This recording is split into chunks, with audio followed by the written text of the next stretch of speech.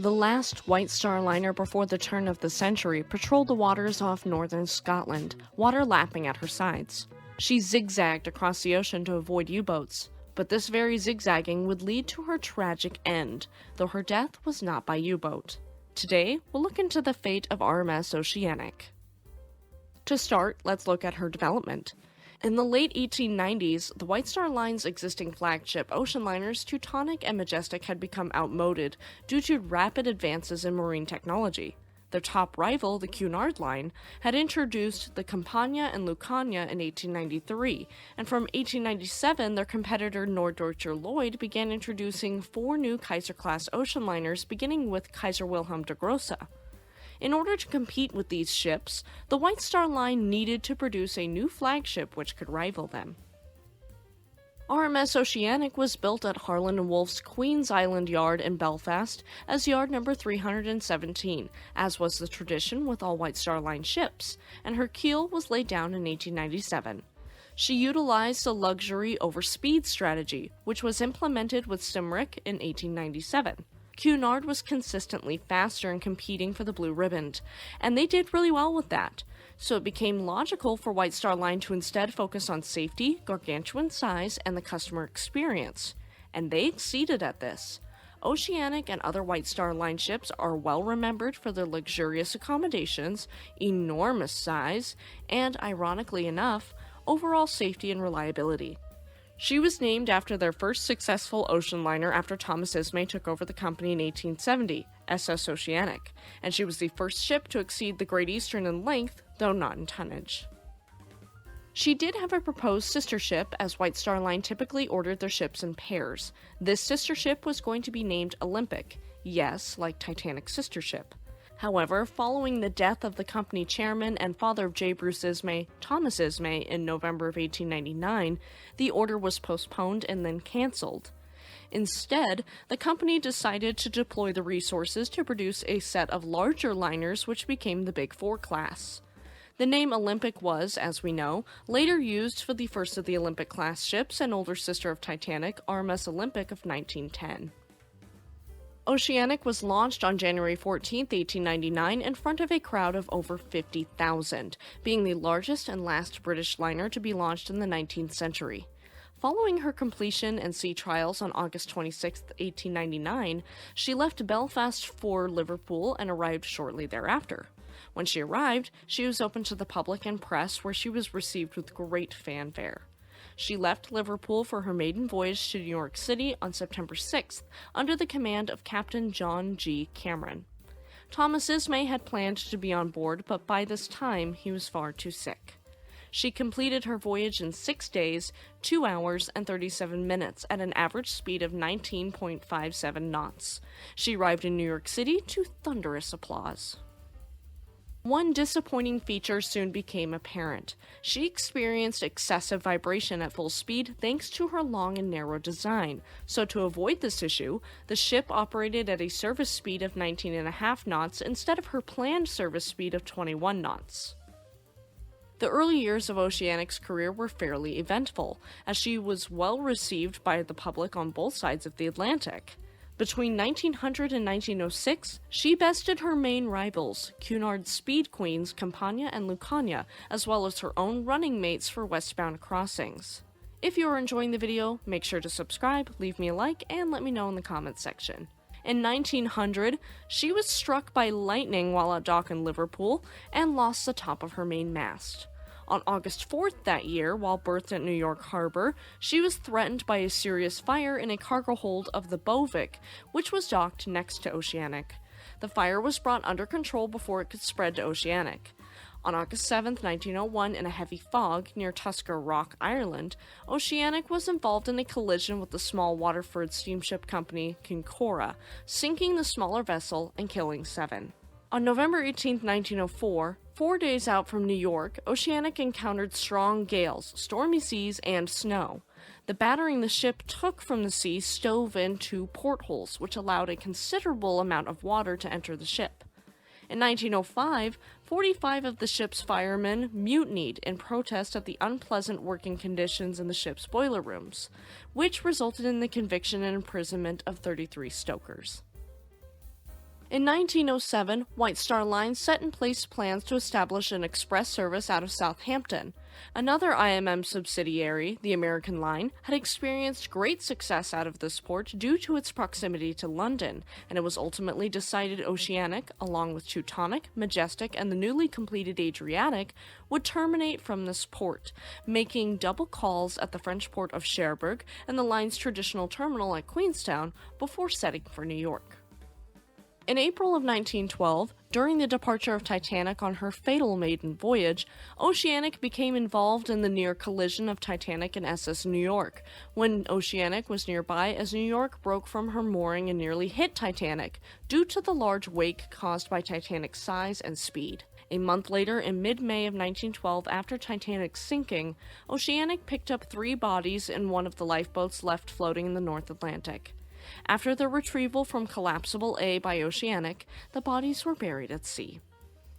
At 3 p.m. on February 6, 1914, Oceanic was 1 day into a voyage from Queenstown, Ireland to New York City when a rogue wave struck her starboard bow 500 nautical miles west of Ireland, breaking into the steel fore and aft bridge connecting the spar deck with the forecastle. The wave shattered 3 1-inch deckhouse windows and a stateroom porthole protected by heavy steel shutters. Fragments of the porthole passed through the stateroom with great force, inflicting a head injury on a passenger, and one fragment embedded itself in a heavy oak casement. The wave also created a 4-foot wall of water that washed aft down the promenade deck, nearly sweeping overboard a group of 9 passengers on deck chairs, 2 of whom had to swim across the deck to reach the safety of the saloon companionway, and leaving 1 man wedged between 2 ventilators. None of the injuries were serious. Thank you so much to our amazing YouTube members and patrons. If you'd like to have some awesome perks like episodes a full day in advance, join our YouTube memberships today. Oceanic had been built under a deal with the Admiralty, which made an annual grant toward the maintenance of any ship on the condition that it could be called upon for naval work during times of war.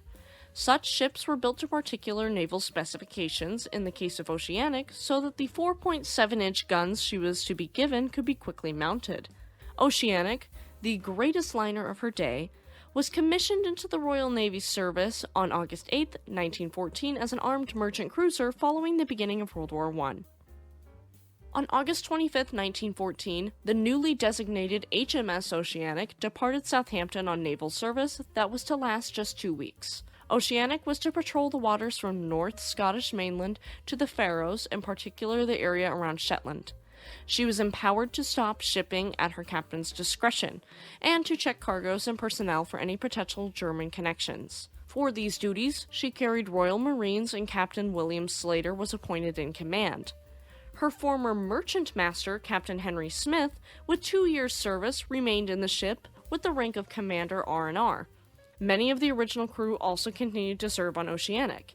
In effect, therefore, Oceanic had 2 captains, and this would lead to confusion about the chain of command.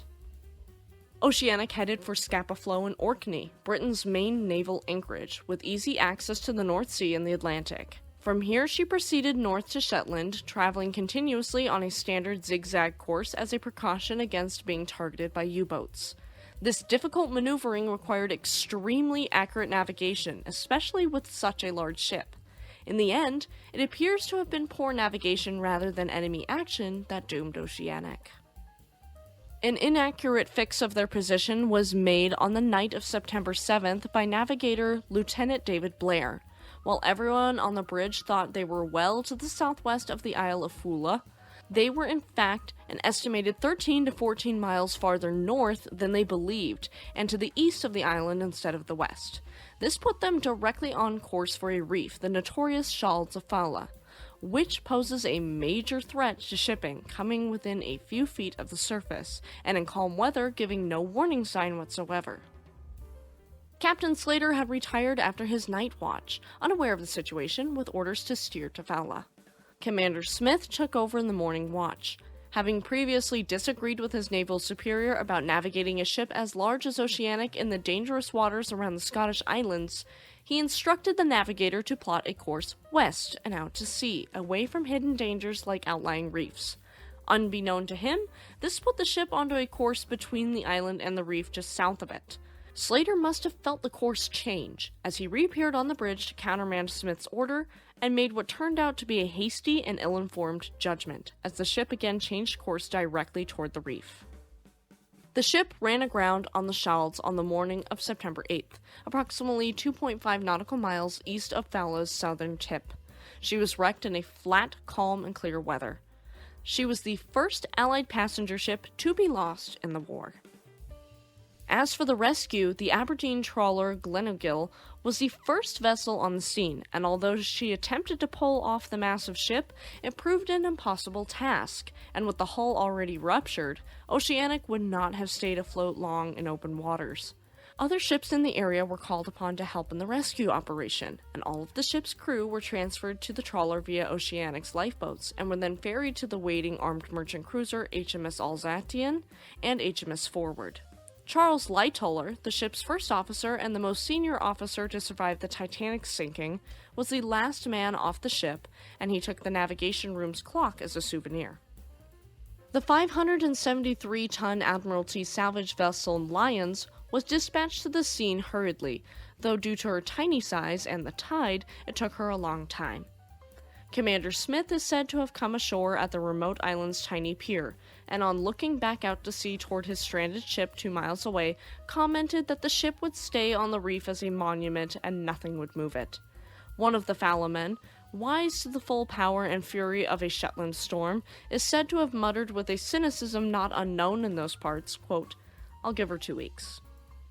Following a heavy gale that had persisted throughout the night of September 29th, just 3 weeks after the incident, the islanders discovered the following day that the ship had been entirely swallowed up by the sea, where she remains to this day, scattered as she fell apart under the pressure of the seas on the Shoals. The disaster was covered up at the time, since it was felt that it would have been embarrassing to make public how a world-famous liner had run aground in friendly waters in good weather within a fortnight of beginning its service as a naval vessel. And honestly, yeah, it would have been, because that just is embarrassing. Lieutenant Blair was court-martialed at Devonport in November of 1914, when he was found guilty of, quote, stranding or suffering to be stranded HMS Oceanic, and was ordered to be reprimanded.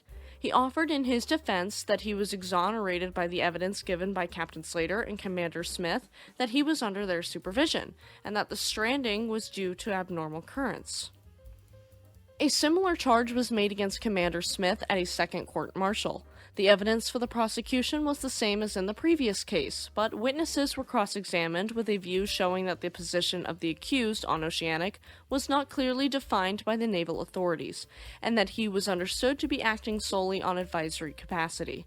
He was acquitted the following day, as he was found not to have been in command on September 8th. Captain Slater was also acquitted.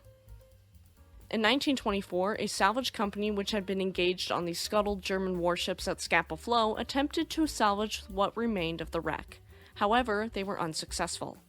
In 1973, another attempt was made to salvage parts of the wreck and the propellers for scrap. Over the next 6 years, Simon Martin and Alec Crawford, with wetsuits and scuba gear, and initially working from an inflatable dinghy, recovered more than 200 tons of non-ferrous metal. In 2016, Oceanic's Lifeboat 6 was rediscovered and subsequently restored. It is in the collection of the Shetland Museum in Lerwick. The lifeboat is one of the last 2 White Star Line lifeboats intact in the world, the other being Lifeboat 2 from SS Nomadic. SS Nomadic is the last surviving White Star Line ship in the world, and she was the tender ship for the Olympic class.